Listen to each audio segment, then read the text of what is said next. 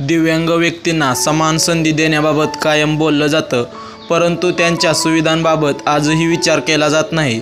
दिव्यांगांना समाजात वावरताना अनेक दिव्य पार करावे लागतात। मागच्या 2 दिवसांपासून असाच एक व्हिडिओ सोशल मीडियावरती व्हायरल होत आहे। चला तर पाहूया नक्की काय आहे व्हिडिओ। ते पाहण्या अगोदर चॅनलवरती नवीन असाल तर चॅनलला जरूर सबस्क्राईब करा। या व्हिडिओमध्ये एक दिव्यांग व्यक्ती बस स्थानकामध्ये बसच्या दिशेने जात आहे। चिखलातून पाण्यातून कशीबशी वाट काढत रांगत जाऊन तो बसमध्ये चढला, परंतु त्याची ती अवस्था बघून मन सुन्न झालं। बस स्थानकातील दुरवस्थेवर नेटकरी प्रश्न उपस्थित करत आहेत। दिव्यांग व्यक्तीचा हा व्हिडिओ सोशल मीडियामध्ये व्हायरल झाला असून दैवाने तर छळलंच पण व्यवस्थेनेही सोडलं नाही, अशी अवस्था या दिव्यांग बांधवाची झाली आहे।